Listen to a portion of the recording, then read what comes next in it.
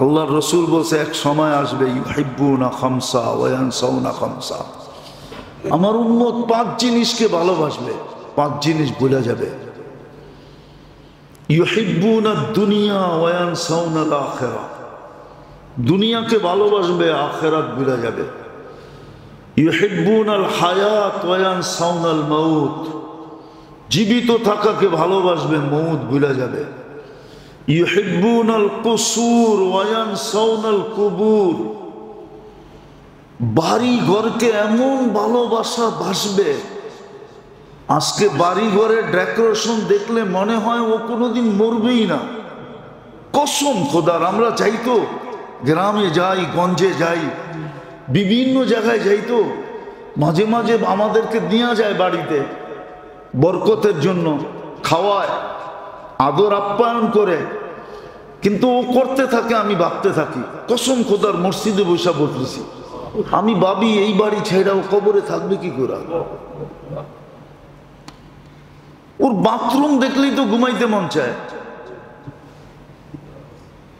এরকম জায়গা ছেড়ে ও কবরে থাকবে কি করে? কিন্তু তখনই আবার মনে ওঠে আল্লাহ রসুলের কথাই তো সত্য, ইউহিব্বুনাল কুসুর ওয়া ইয়ানসাউনাল কুবুর, ইউহিব্বুনাল মাল ওয়া ইয়ানসাউনাল হিসাব, মাল ভালোবাসবে, 2 হাতে মাল কামাবে, হিসাব ভুলে যাবে। কিয়ামতের দিন ম্যানেজারকে কোথায় পাবে যে হিসাব মিলায় দিবে? চার্টার্ড অ্যাকাউন্টকে কোথায় পাবে যারা হাজার হাজার কোটি টাকা বানাইছে, লক্ষ লক্ষ কোটি টাকা বানাইছে?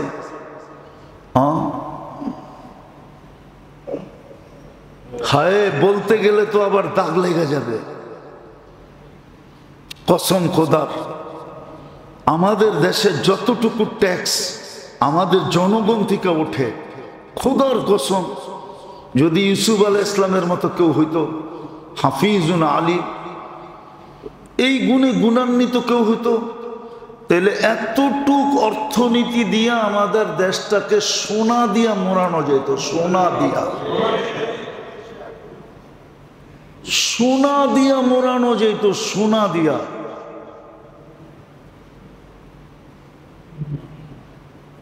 কিন্তু আফসোস তো এইখানেই, ওই কবির কথাই মনে উঠল, যদিও ফার্সিতে প্রবাদ বাক্যটা, ছন্দটা ফার্সি তো আর আপনারা বুঝবেন না, উর্দু হইলেও কিছু বুঝতেন। সাগো জিরো গোরবা মিরো মুশেরা দরওয়া কুনা, ইচুনি আরকানে দৌলত মুলকে রা কুনা, সাগ উজিরো গোরবা মিরো। হায় হায় হায়, তর্জমা করতেও পারবো না, তর্জমা করলেও আবার মিডিয়ায় কথা কোন দিকে চলে যাবে, কে কার গার উপরে লয়ে যাবে। কিন্তু একটা আরেকটার দুশ্মন, যেমন বিড়ালের দুশ্মন হলো কুকুর, আর ইঁদুরের দুশ্মন হলো বিড়াল, ঠিক না? এই 3 জনের যদি 3 জায়গায় সেট করা হয় তো কেমন অবস্থা হইব ওই বাড়ির? কোন বাড়িতে যদি 3টারে সেট করা হয়, কি একটারে গেইটে, একটারে দরজায়, আর একটারে কামরায়, কি ওই বাড়ির অবস্থা কিরম হবে? আমাদের অবস্থা তো ঠিক এমনই। আল্লাহ রসুল বলছে, চতুর্থ, মাল ভালোবাসবে, হিসাব ভুলা যাবে। পঞ্চম, ইউহিব্বুনাল খালকা ওয়া ইয়ানসাউনাল খালিক, সৃষ্টিকে ভালোবাসবে, আল্লাহকে ভুলা যাবে। তখনই আল্লাহর রসুল বলছে, আনা বারিকুম মিনহুম, আমি তোমাদের কোনো ধার ধারব না। অহম বরাআউ মিন্নি, তোমরাও আমার ইজ্জত রাখো না, আমিও তোমাদের ইজ্জত রাখবো না। তোমরাও আমার ধার ধারো না, আমিও তোমাদের ধার ধারবো না। তোমরাও আমার দিকে তাকাও না, আমিও তোমাদের দিকে তাকাবো না। তোমরাও আমার খেয়াল রাখো না, আমিও তোমাদের খেয়াল রাখবো না। তোমরাও আমাকে ইজ্জত দাও না, আমিও তোমাদেরকে ইজ্জত দিব না। তারপরেই মনে হয় আল্লাহ বইলা দিছিলেন, এই হাদিস যদিও এই হাদিসের সাথে সংযুক্ত না, অনেক দূরে লেখা পাইছি। এক জায়গায় আল্লাহ বলে দিয়েছেন, ফালা উবালি বিকুমুল্লাহু বালা, আল্লাহ বলে তোমরা যেইখানে মনে চায় ওইখানে যায় মরো, আমি তোমাদের দিকে তাকাই দেখবো না। কেননা তোমরা আমাকে নারাজ করছো, এটা আমি মেনে নিতাম, কিন্তু আমার বন্ধুকে কেন নারাজ করলা? অনেক সময় বলে মানুষ বলে আপনি আমাকে বলতেন, কিন্তু আপনি আমার লোকের লোকটাকে বেইজ্জত করলেন কেন? আমাকে করতেন, আমি মেনে নিতাম, কিন্তু আমার সাথে যে আসছে তাকে করলেন কেন? তাকে করলেন কেন? এটা আমি মেনে নিতে পারতেছি না। সে তো আমার সাথে আসছে, আপনি আমাকে করতেন, তাকে কেন করলেন? আমাকে নীরবে বলতেন, তার সামনে বললেন কেন? আল্লাহ বলে তোমরা আমার গুনাহ করছিলাম, মেনে নিতাম, কিন্তু আমার বন্ধুর করলা কেন? তো দুইটা রোগেই যথেষ্ট, আর কোনো রোগের দরকার নেই। একটা হলো লম্বা লম্বা আশা, প্ল্যান বলেন, প্ল্যান, লম্বা লম্বা লম্বা লম্বা কিতাবে লেখা আছে, এই জন্য বলতেছি। ছেলেরা পড়ছে, অনেক মাদ্রাসার ছেলে আছে, ওরা নফাতুল ইয়ামান, ওদের একটা আরবি সাহিত্যের কিতাব আছে, ওটার ভিতরে একটা কাহিনী লেখা আছে নফাতুল ইয়ামানের ভিতরে, না না না নফাতুল আরব, যেটা এজাজ আলী রহমতুল্লাহ আলাই লেখছেন, ওটার ভিতরে একটা কাহিনী লেখা আছে। বাগদাদে একবার প্রসিদ্ধ হয়ে গেছে আজরাইল মরে গেছে। তো সবাই জিজ্ঞাসা করছে এটা প্রসিদ্ধ হলো, আজরাইল কেন মরে গেল? আজরাইল যদি নাই মরতো তাহলে অমুক মুহাদ্দিস 300 বৎসরের জন্য দরিয়ায় দজলার পারে জমিন কেন লিজ নিত? এত বড় মুহাদ্দিস জমিন লিজ নিছে কত বৎসর? তাইলে উনি জানছে আজরাইল মরে গেছে, আর মৌত আসবে না, বিদায় 300 বৎসরের জন্য লিজ নিছে। আজকে আমাদের আশা হইল লম্বা লম্বা, এই একটা রোগ হইলেই যথেষ্ট। কিন্তু হাদিসে আরেকটাও বলছে, কেননা লম্বা লম্বা প্ল্যান মানুষকে আখিরাত ভুলায়া দেয়। দ্বিতীয় হলো ইত্তেবাউল হাওয়া, এটা আরো খতরনাক ক্যান্সার। মন মতো চলা, মানুষ মন মতো যখন চলে তো হকের মাঝে, ওর মাঝে, কোরআন হাদিসের মাঝে, আল্লাহ রসুলের মাঝে, ওর মাঝে একটা পর্দা চলে আসে, ও আর হক কোনোদিন চিনে না। যেমন আমাদের সমাজের লোকগুলো আমাদেরকে ধুইতে কম ধোয় না। 2 দিন আগেই দেখছি, 2 দিন আগে একজনের টক শোতে বসে বলতেছে মাদ্রাসাগুলা হলো দরিদ্র বানানের কারখানা। কি জানি না লোকটার নাম কি, কিন্তু আমার সমাজ বলে সে সুশীল। কি কি শব্দ কত সুন্দর, সু আবার শীল। আগে আমরা শীল বসতাম কারে জানেন? কইলাম না, শীল শীল শীল বংশ ছিল আগে হিন্দুদের ভিতরে, কারা জানেন? তো আমি ওই সময় বুঝছি সুশীল কি সুশীল সুশীল মাদ্রাসায় বলে দরিদ্র বানানোর কারখানা। আচ্ছা আসবন তো দেখছেন কোন হুজুরে ভিক্ষা করতে? হ্যাঁ, ছিনতাই করতে, চুরি করতে, ডাকাতি করতে, অন্যেরটা ছিনায় খাইতে, জাতির মাল লুটা নিতে, হাজার হাজার কোটি টাকা পাচার করতে দেখছেন কোনোদিন? মা বাবারে ঘাট ধরে ধাক্কা দিয়ে বাহির করে দিতে। আর কটা গণামো? কয়েক কোটি গণানো যায়। যখন দেখেন নাই তো আপনার অসুবিধা কি? ও যদি 5,000 টাকায় সংসার চালায় তো আপনার অসুবিধা কি? আপনারা তো লাগে কেন? আপনারা তো লাগে কেন? ও 5,000 টাকায় সংসার। আমি যদি কম বেতনে জুমা পড়াইতে পারি তাহলে আপনার লাগে কোন জায়গায়? হুজুর তো 10,000 টাকা দিয়ে সংসার চালায় নিতেছে, আলহামদুলিল্লাহ। হ্যাঁ, বাড়ি যায় দেখেন কেমন মোহাব্বত।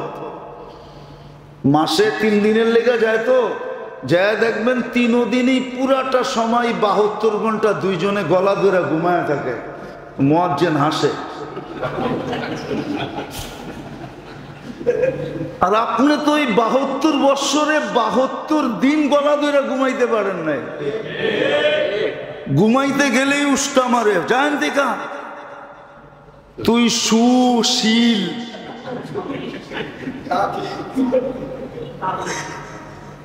আমি কম বেতনে যত মজা করে ঘুমাই,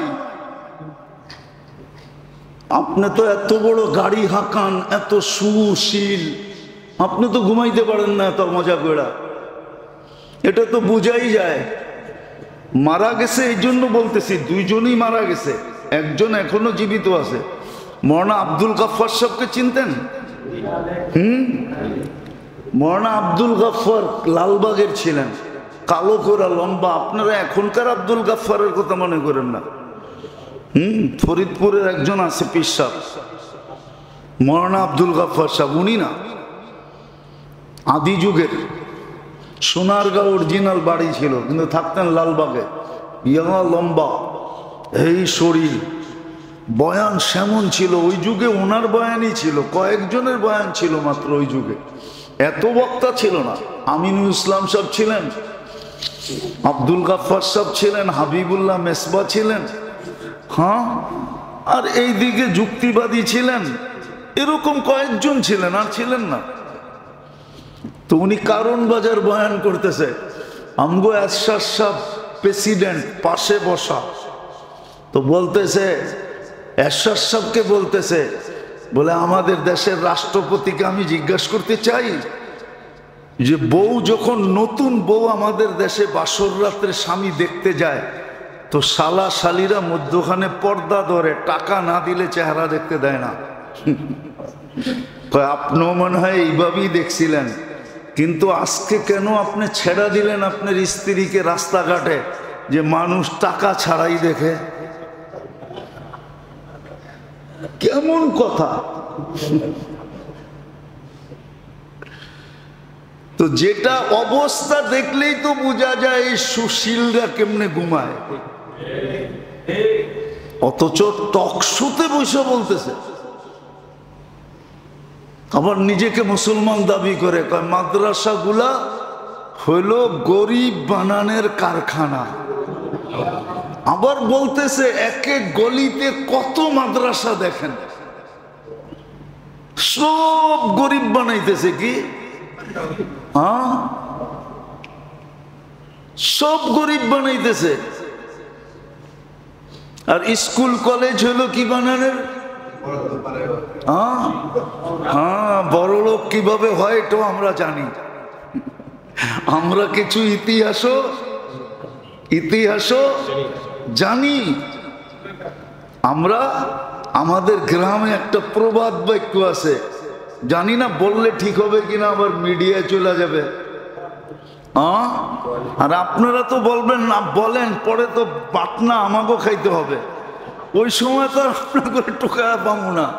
হ্যাঁ, আমরা অতীত চিনি। আমাদের গ্রাম দেশে আছে, কয় মায় পড়ে সাবিরতে না, পুতে করে বাবু আনা। এটা দক্ষিণ অঞ্চলের কথা, আপনারা বুঝবেন কিনা জানি না। অতীত খুঁজলে দেখা যাবে কার ছেলে না কার ছেলে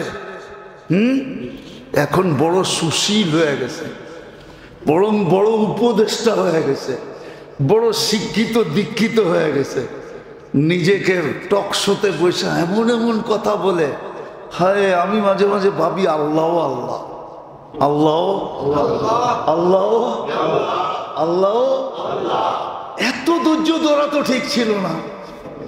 মাঝে মাঝে বলি নিজেকে নিজে, আল্লাহ আমাকে মাফ করো, জাল্লা মাঝে মাঝে টকশোর মধ্যে দুই একটা গায়ে বানা থাপ্পড় লাগায় দিলে ঠিক হয়ে যেত। যে গায়ে বানা থাপ্পড় লাগায় দিছে, একদিক দিয়া বাইরেছে আরেক দিয়া ঠা, তাইলে বুঝতো যে হ্যাঁ এখনো মনে হয় আছে, সাইজ হয়ে যেত। হয়তো একদিন হবে, দেখা যাবে, একদিন হবে টকশোতে বৈশা টক করতে থাকবে আর একদিক দিয়ে ঠা করে মেরা দিবে গালের ভিতরে, যে বাক শক্তি আমার আমার বিরুদ্ধে। হইতে পারে একদিন ওই দৃশ্য আমি হয়তো নাও দেখতে পারি, কিন্তু হইতে পারে, হতে পারে। আল্লাহ কইরা দেখাইছেন। তো যেটা বলতেছিলাম যে দুটা রোগ হইলেই যথেষ্ট, একটা লম্বা লম্বা প্ল্যান আর একটা হলো ইত্তেবাউল হাওয়া, মন মতো চলা, যেটা মানুষকে সত্য ভুলায় দেয়, হক ভুলায় দেয়, কোরআন ভুলায় দেয়, হাদিস ভুলায় দেয়, আল্লাহ ভুলায় দেয়, রসুল ভুলায় দেয়, শরীয়ত ভুলায় দেয়, ধর্ম ভুলায় দেয়, ধর্ম পর্যন্ত ভুলা যায়। এটা হলো মন মতো চলা। বাকি যদি জিন্দেগি থাকে সামনে বলা হবে। আল্লাহ আমাদেরকে আজকে এই পর্যন্তই, যদি থাইকা থাকে এই রোগ, থাকুক আর না থাকুক, নাম দৌড়া ইস্তেগফার পড়ি যে আল্লাহ এই দুই রোগের থেকে আমাকে আপনি বাঁচান। আল্লাহর কাছে দোয়া করি, ইস্তেগফার করি, আল্লাহর কাছে চাই আল্লাহ আমাদেরকে আমল করার তৌফিক দান করেন। রাখলো ডেলি আল্লাহ আল্লাহ বলা দরকার ছিল, ওইখান থেকে বাহির হয়ে গেছি। মুসিবত দুশ্মনের কাছে যায় না, আল্লাহ বলে ওরে শাস্তি দিতে চাই, বন্ধুদের কাছে যা, কেননা প্রথম ওকে ওয়াশ করতে চাইতেছি। ওয়াশ, কেননা অঙ্গীকার, আমি ওকে জন্ম দিছি নিষ্পাপ, বন্ধুর সাথে অঙ্গীকার হাতে উঠায় দিব নিষ্পাপ, বন্ধু যেন লজ্জিত না হয়। এই জন্যই তো তারপরও একটা পর্ব থেকে যাবে। হাদিসে আছে আল্লাহ রসুল কিয়ামতের দিন বলবেন আমার উম্মতের হিসাব আমাকে নিতে দেন। তা আল্লাহ বলবে কেন? বসে সমগ্র মানব জাতির সামনে নিবেন, যদি ভুল ত্রুটি জেনা ফেলে আমার উম্মতের, ছেলের বদনাম হইলে তো বাপেরও হয়, ঠিক না? উম্মতের বদনাম হইলে তো নবীরও হবে, ঠিক না? হ্যাঁ, উম্মত জেনা, বন্য উম্মতরা জেনা ফেলবে, আমি লজ্জিত হয়ে যাব। তা আল্লাহ হাসবে আর বলবে বন্ধু আপনাকে যদি নিতে দিলাম আর আপনি যদি উম্মতের বড় বড় গুনাহ দেখলেন, বড় বড় দোষ আপনি যদি দেখলেন, তখনও তো আপনার মনে একটু না একটু হলেও আঘাত লাগবে না? লাগবে না? বলছে এটা তো স্বাভাবিক। বলে তাইলে তো অঙ্গীকার ঠিক হবে না। আমি তো অঙ্গীকার করছি লা ইউখজিকা ফি উম্মতিক, আপনার উম্মতের ব্যাপারে আপনার চেহারায় বাজও আসতে দিব না, চেহারায় বাজ আসতে আমি দিব না, বিধায় আপনাকেও নিতে দিব না। তাহলে কিভাবে নিবেন? তা আল্লাহ বলবে আমি আপনার উম্মতের হিসাব পর্দার ভিতরে নিব, পর্দার ভিতরে, আমি ছাড়া কাউকে জানতে দিব না। তো মুসিবত আসে শুধু আমাদেরকে ওয়াশ করার জন্য, ওয়াশ প্রথম কারণ। দ্বিতীয় কারণ হলো লিউরফিয়া দারাজাতাহু, এই উম্মতের পজিশন বাড়ানোর জন্য। যেমন আরেক হাদিসে আছে, আমরা আজকে অভিযোগ করি এত দোয়া কবুল হয় না কেন? এত দোয়া কবুল হয় না কেন? এত দোয়া কি আঙ্গুল দিয়ে দেখা দিতে হবে? এত দোয়া কবুল হয় না কেন? তো যখন মুসলমান দোয়া করে, আল্লাহওয়ালারা দোয়া করে, তো জিবরিল আলাইহিস সালাম দৌড়াইয়া আয়েশা বলে, আল্লাহ আপনার প্রিয় পাত্র চাইতেছে, দিয়া দিমু? তা আল্লাহ বলে দিও না, আল্লাহ আপনার বন্ধু তো। তা আল্লাহ বলে, ইন্নী উরিদু আন আসমা সাউতাহু, ওর জ্ঞান জ্ঞান ভাল লাগে। জ্ঞান জ্ঞান বোঝেন কি?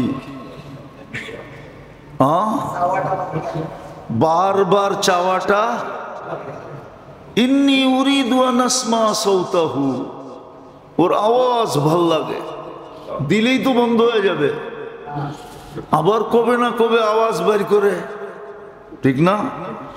এই জন্য দিও না। অথচ আজকের পেটভূমি দেখলে দেখা যায় আল্লাহ যেন বিপক্ষে চলে গেছে, ঠিক না? কি কি আল্লাহ মনে হয় বিরোধী শিবিরে চলে গেছে, ঠিক না? আল্লাহ আমাকে মাফ করে দেখ, মনে হয় বোঝেন না, ঠিক না? কি বোঝেন? অনেক কিছু উচ্চারণ করা যায় না, উচ্চারণ করতে গেলে মিডিয়া বন্ধ হয়ে যাবে। আল্লাহ মনে হয় বিরুদ্ধ শিবিরে চলে গেছে, ঠিক না? কি যেইভাবে মাটির সাথে মিশায় দিতেছে, আল্লাহ কিচ্ছুই বলে না, ঠিক না? 80,000 মরে গেল, তারপরও কিচ্ছু বলে না, ঠিক না? আল্লাহ মনে হয় কি বিরোধী শিবিরে? না না না না, আল্লাহ বলে অনেক দিন ধরে ডাকে না, এখন ডাকতে থাকো। আর দুশ্মন যখন চায় তো জিবরিল আলাইহিস সালামকে আল্লাহ ডাইকা বলে, চাইতেছে তাড়াতাড়ি দিয়া দাও। আল্লাহ আপনার দুশ্মন তো, ইন্নী লা উরিদু আন আসমা সাউতাহু, ওর আওয়াজ ভাল লাগে না, দিয়া বন্ধ করো, দিয়া বন্ধ করো। তো যেটা বুঝাইতেছিলাম যে আজকে শারীরিক রোগে তো আমরা বড় ব্যথিত হই, বড় সজাগ, বড় ছটপট করি, বড় ব্যতিব্যস্ত হই, বড় সোচ্চার হই, বড় ছুটাছুটি করি।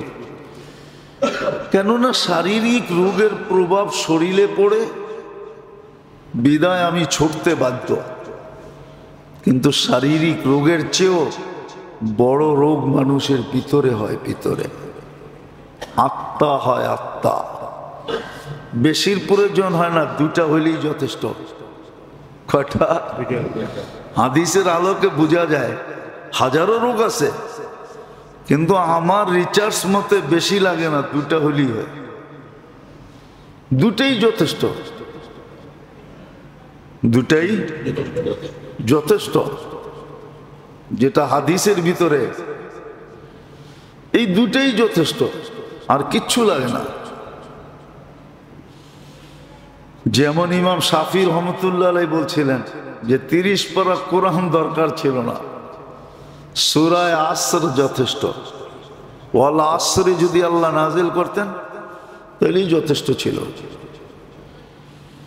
মানুষের জীবনের উদ্দেশ্য বুঝানোর জন্য যথেষ্ট ছিল, 30 পারা কোরআনের দরকার ছিল না। কিন্তু আল্লাহ খুলা খুলা খুলা খুলা বুঝাইছেন।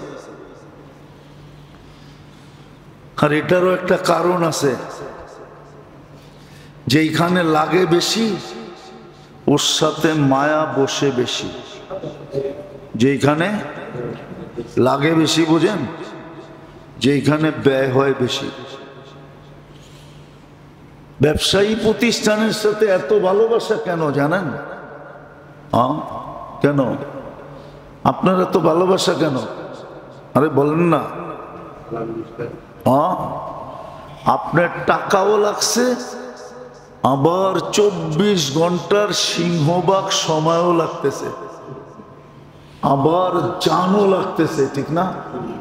কি কর্মচারী আসে নাই এখনো, কিন্তু ঢাকা সচ্ছল হয় নাই, এখনো ঢাকা সচ্ছল হয় নাই। কর্মচারী কিন্তু এখনো আসে নাই। বহুত প্রতিষ্ঠান আছে, কর্মচারী এখনো আসে নাই, কিন্তু মালিক ডেলি যায় খোলে। কর্মচারী এখনো কিন্তু আসে নাই। আপনি কলকারখানায় দেখেন, দোকানপাটে দেখেন, এখনো কর্মচারী আসে নাই, পরিপূর্ণ কারিগর আসে না এখনো, কারিগররা এখনো আসে নাই, কিন্তু মালিক ডেলি খুলে বসে আছে। এত মায়া কেন? টাকা লাগছে, ঠিক না? যেখানে লাগে বেশি ওইখানে মায়া, এটার উপরও আল্লাহ লাগছে বেশি, এজন্য আল্লাহর মায়া বেশি। আপনার আমার দেহটার উপরে আল্লাহ লাগছে বেশি, কসম খোদার। আপনার ব্রেনটার মতো একটা ব্রেন আল্লাহ সৃষ্টির ভিতরে কাউকে দেয় না। যদিও বড় মজা করে আপনি খাসির মগজ খান, গরুর মগজ খান,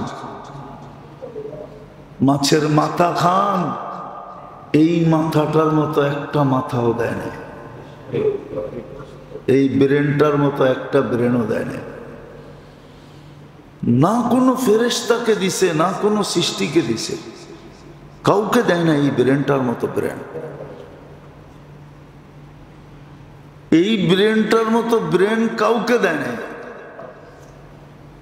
এটার ভিতরে লাগছে বেশি। এই জন্য আমরা সারাদিন রাত রাস্তায় থাকি তো বেশিরভাগ, এই জন্য দেখি, দেখা মনে ওঠে যে হায় রাত্রে তো আল্লাহ এরকম ডাকে, আয় না আয় না আয় না, কিন্তু কয়জন ঘুমের থেকে ওঠে, কয়জন রাত্রে হাত উঠায়? তো যেটা বলতেছিলাম, কথা পেঁচায় গোছায় লম্বা হয়ে যেতেছে। আমাদের বিতর্ক রোগে আক্রান্ত হয়, আর বেশি দরকার নেই, দুটা হইলেই যথেষ্ট। আমার বিবেচনায় অন্যের কাছে আরো অনেক হবে, কিন্তু আমার বিবেচনায় দুটাই যথেষ্ট। যেমন ডাক্তাররা বলে আপনার কোনো রোগের দরকার নাই, একটা হইলেই যথেষ্ট। জানেন কোন রোগ? ডায়াবেটিস হইলেই যথেষ্ট। উম্মুল আমরাজ বলে এটাকে, সমস্ত রোগের মা।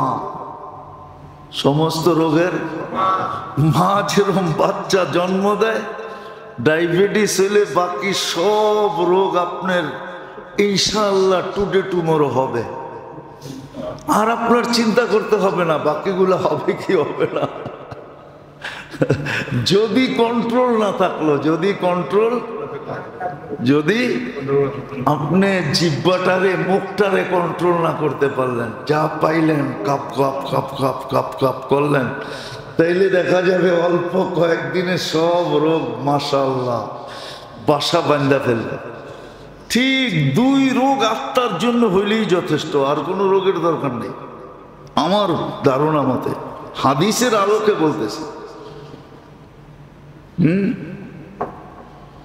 দুটা হইলেই যথেষ্ট,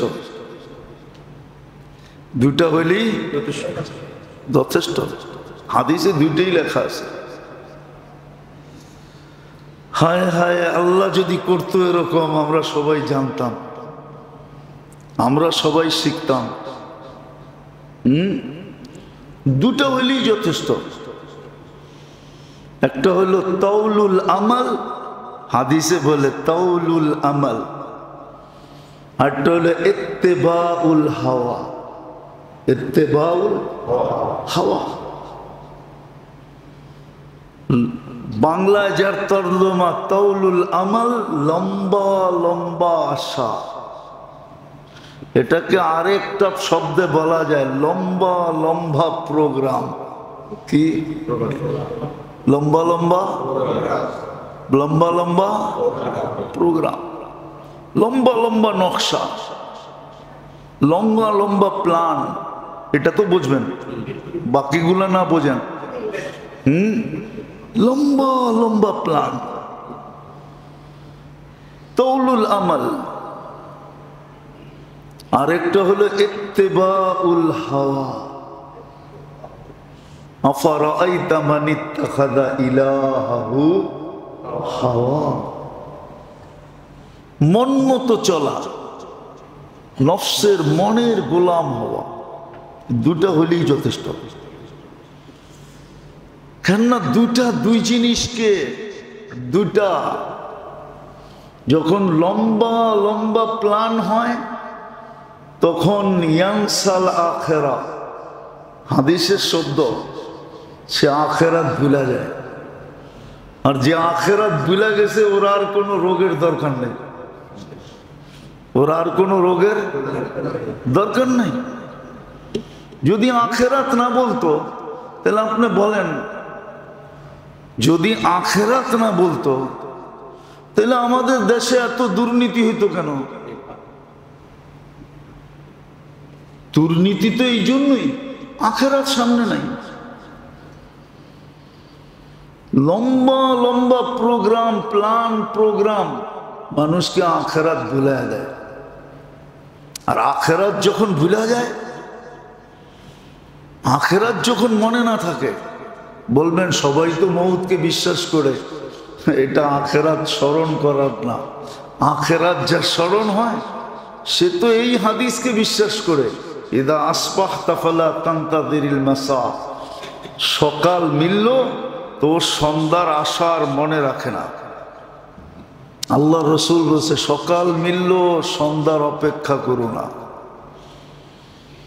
তাহলে তো ওর কানের ভিতরে ধ্বনি আসতো, সকালে সূর্য যখন উঠতে দেখতো তো সাথে সাথে সূর্যের ধ্বনিটাও কানের ভিতরে আসতো।